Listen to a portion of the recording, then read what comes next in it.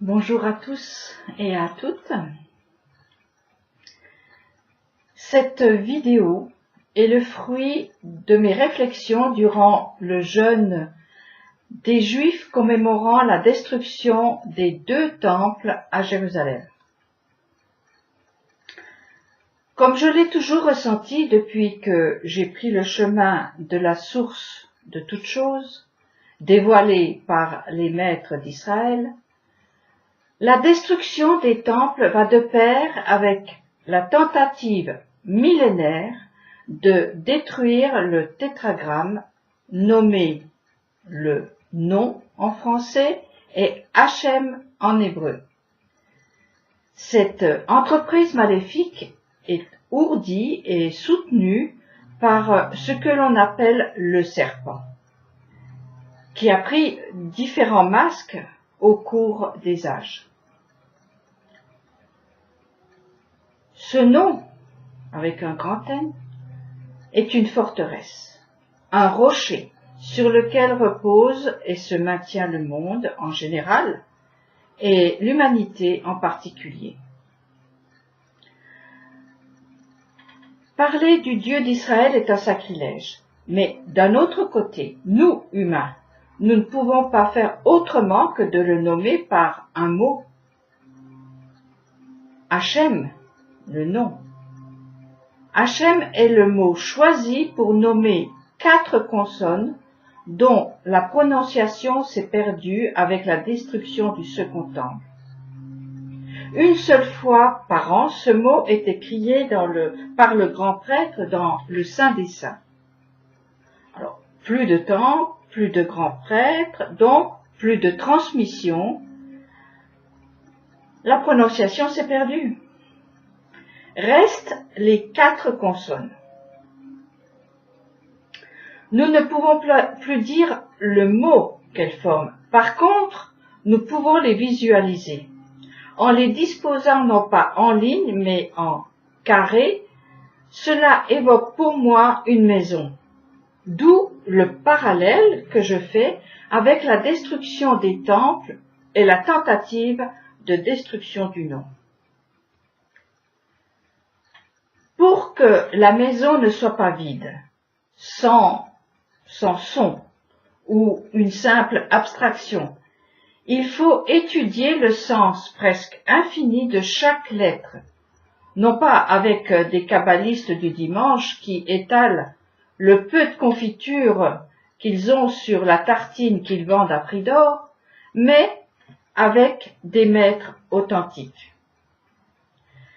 Le nom, ainsi mis en musique, devient une maison de prière. Ruth, la Moabite, est la figure emblématique de cette entrée dans la maison de prière pour toutes les nations, révélée par le prophète Ésaïe. Je cite: « Et qu'ils ne disent pas, le fils de l'étranger qui s'est rallié à l'Éternel, certes le Seigneur m'exclura de son peuple, et qu'ils ne disent pas l'eunuque, hélas, je ne suis qu'un arbre desséché. Car ainsi s'exprime l'Éternel aux eunuques qui observent mes shabbats, qui se complaisent à ce que j'aime, qui s'attachent à mon alliance, à eux j'accorderai dans ma maison et dans mes murs un monument, un titre qui vaudra mieux que des fils et des filles. Je leur accorderai un nom éternel qui ne périra point.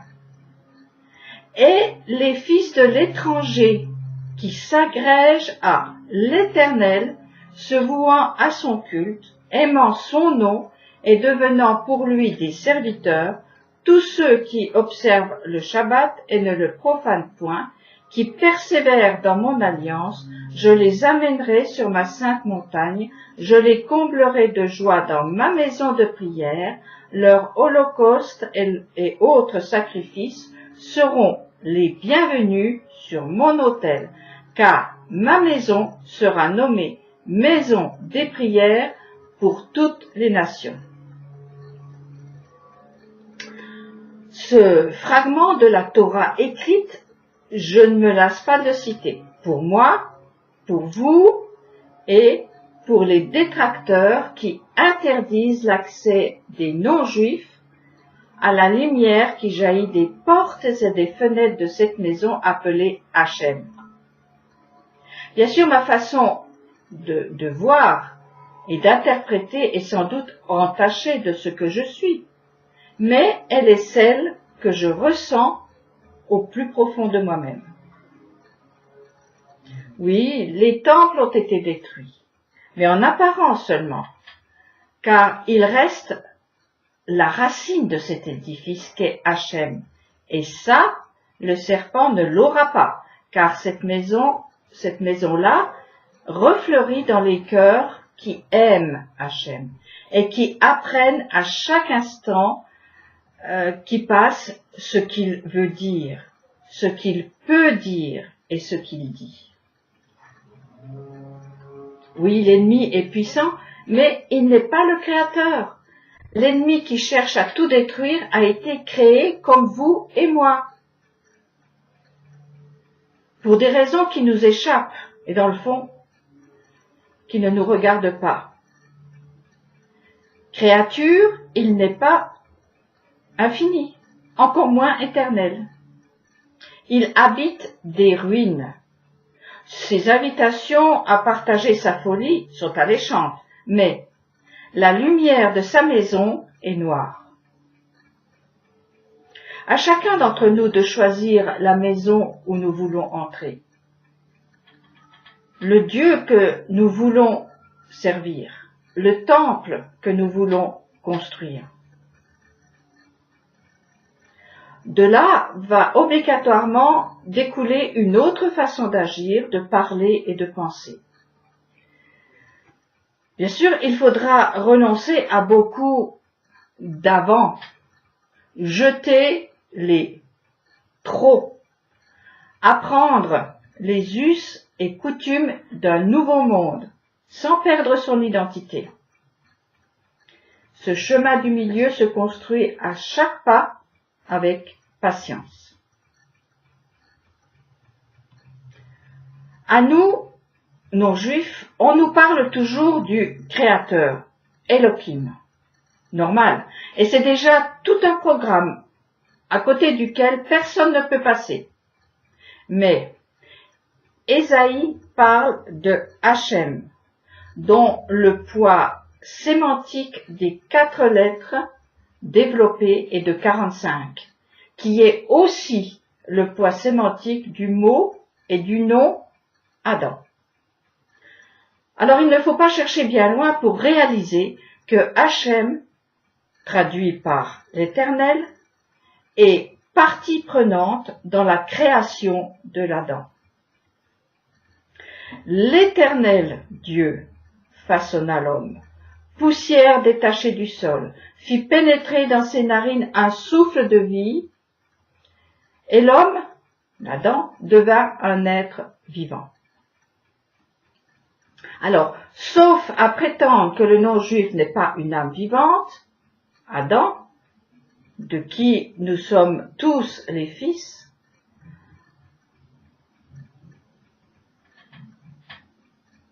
cet Adam éprouvera toujours ce désir de connaître celui qui lui a donné un souffle supplémentaire qui le différencie du reste de la création. En nous interdisant ou en nous laissant supposer que le non-juif n'est pas créé, n'a pas accès à la maison du non, c'est une violence que beaucoup n'arrivent pas à surpasser. À moins que l'on soit dans un système de vengeance, ce qui est fort possible au vu du passé. Personnellement, je m'attendais à un autre accueil de la part du peuple qui se veut être prêtre des nations. L'incident filmé qui a fait le tour du monde à travers les réseaux sociaux, où un prêtre gifle un bébé pour le calmer, ne serait donc pas un épiphénomène? Certes, nous avons tout à apprendre. Nous sommes peut-être de mauvais garnements, mal élevés, effrontés, sortis des poubelles de l'histoire. Mais Ruth répliqua, « N'insiste pas près de moi pour que je te quitte et m'éloigne de toi, car partout où tu iras, j'irai, où tu demeureras, je veux demeurer, ton peuple sera mon peuple et ton Dieu sera mon Dieu.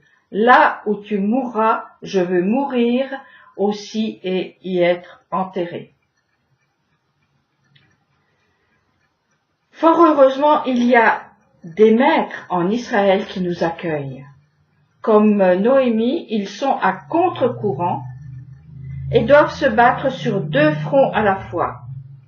Ils ferraillent contre ceux qui veulent empêcher leurs congénères de sortir des ruines qu'ils ont provoquées, et ils se battent contre ceux qui ne veulent pas nous accueillir.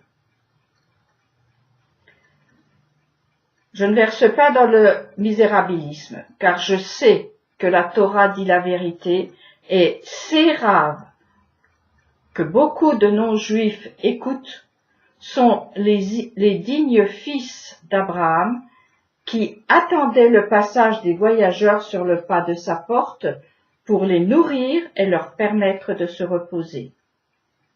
Ces raves-là sont riches du souffle de la fécondité, et des fils et des filles naîtront de l'union d'Israël et des nations. Nous aussi, non-juifs, nous avons des promesses, et nous nous y accrochons. Ainsi parle l'Éternel Sébaoth. Il arrivera encore qu'on verra affluer des peuples, les habitants de nombreuses villes, et ces habitants iront les uns vers les autres en disant « Allons, mettons-nous en route pour rendre hommage à l'Éternel, pour rechercher l'Éternel Sébaoth. J'irai, moi aussi. » Et ainsi de nombreux peuples et de puissantes nations viendront rechercher l'Éternel Sébaoth à Jérusalem et rendre hommage à l'Éternel. Ainsi parle l'Éternel Sébaoth. En ces jours-là, 10 hommes de toute langue et de toute nation saisiront le pan de l'habit d'un seul individu juif en disant « Nous voulons aller avec vous, car nous avons entendu dire que Dieu est avec vous. » Une nouvelle maison se construit où les rires et les chants ne se tairont plus. Faisons partie de ceux qui construisent cette maison.